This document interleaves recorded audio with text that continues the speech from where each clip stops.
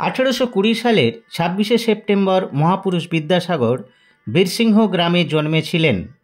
আমরা সকলেই জানি বিদ্যাসাগরের জন্ম মেদিনীপুর জেলায়, কিন্তু আশ্চর্যের বিষয় বিদ্যাসাগর একটি রাতও মেদিনীপুরে কাটাননি। তিনি হুগলি জেলার মহামানব। আসছি সেই চরম সত্যের সন্ধানে। তার আগে বীরসিংহ গ্রামটা একটু দেখে নেওয়া যাক। এই বিদ্যালয়ে ঈশ্বরচন্দ্র প্রথম পড়াশোনা শুরু করেছিলেন। এই পাঠশালা এখন প্রাথমিক বিদ্যালয়ে পরিণত হয়েছে। বিদ্যালয়টির বর্তমান নাম বীরসিংহ বিদ্যাসাগর প্রাথমিক বিদ্যালয়। 4 বছর 9 মাস বয়সে এই বিদ্যালয়ে ঈশ্বরচন্দ্রকে ভর্তি করা হয়েছিল। এটি হচ্ছে বিদ্যাসাগরের বাড়ি, তবে সেই মাটির বাড়ি আজ আর নেই। বিদ্যাসাগর স্মৃতি সংরক্ষণ সমিতি এখানে নির্মাণ করেছেন তাঁর মাটির বাড়ির আদলে নির্মিত বিদ্যাসাগর স্মৃতি মন্দির। পাঁচিলের গায়ে রয়েছে বিভিন্ন স্মৃতিচিত্র।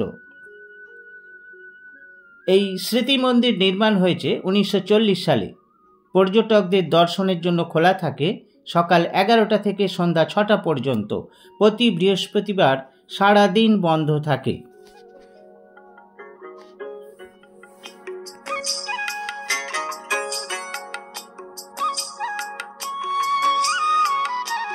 এখানে আসবেন কিভাবে? পাঁশকুড়া স্টেশনে নেমে প্রথমে ঘাটাল যেতে হবে বাসে বা অন্য কোনো উপায়ে, তবেই পৌঁছানো যাবে বীরসিংহ গ্রামে। ঘাটাল পর্যন্ত বাস ভাড়া 50 টাকা। বাস থেকে নেমে টোটো ধরে নিতে হবে। দূরত্ব 5 কিলোমিটার, ভাড়া লাগবে 15 টাকা।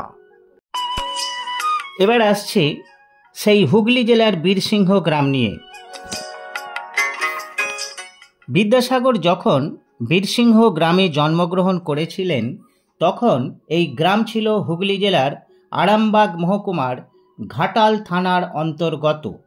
যদিও তখন আরামবাগের নাম ছিল জাহানাবাদ। বিদ্যাসাগরের 71 বছর জীবনের মধ্যে 51 বছর অতিবাহিত করেছিলেন হুগলি জেলার বীরসিংহ গ্রামে। 1872 সালে বিদ্যাসাগরের বয়স যখন 52 বছর, তখন ঘাটাল মেদিনীপুর জেলার অন্তর্ভুক্ত হয়। ফলে বীরসিংহ গ্রাম চলে যায় মেদিনীপুর জেলায়। পরবর্তীকালে আবার জেলা ভাগ হয়ে পশ্চিম মেদিনীপুরের অন্তর্ভুক্ত হয় বীরসিংহ গ্রাম। বিদ্যাসাগর মহাশয় তাঁর জীবনের 51 বছর হুগলির বীরসিংহ গ্রামে অতিবাহিত করেছিলেন। তারপরেই ঘটে যায় এক অঘটন। বিধবা বিবাহকে কেন্দ্র করে তাঁর ভাই এবং গ্রামবাসীদের সাথে বিরোধ সৃষ্টি হয়।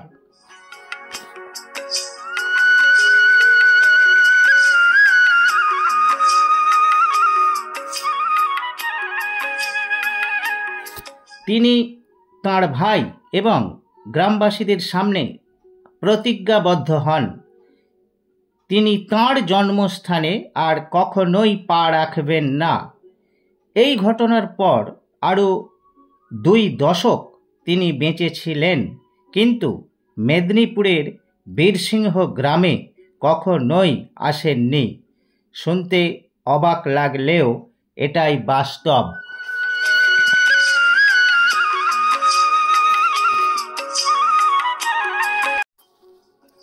এই জায়গায় বিদ্যাসাগর মহাশয় ভূমিষ্ঠ হয়েছিলেন।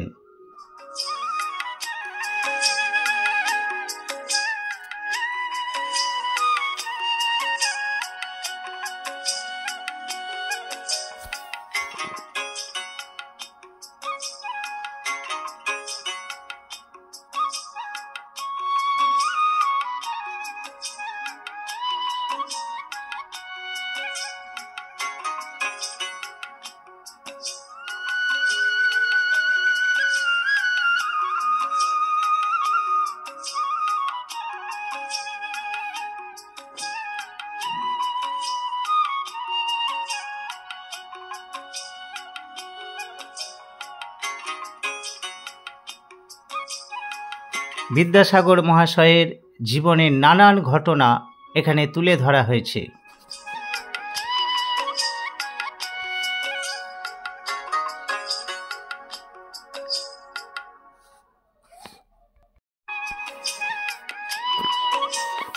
এখানে প্রবেশ করতে কোনো প্রবেশ মূল্য লাগে না, তবে অনুদান বাক্স রাখা আছে।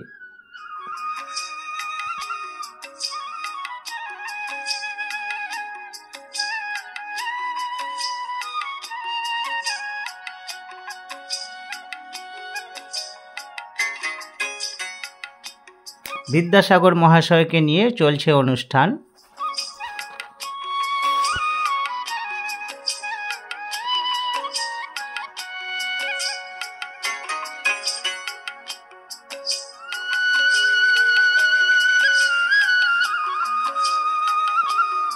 এটি হলো বীরসিংহ ভগবতী বিদ্যালয়।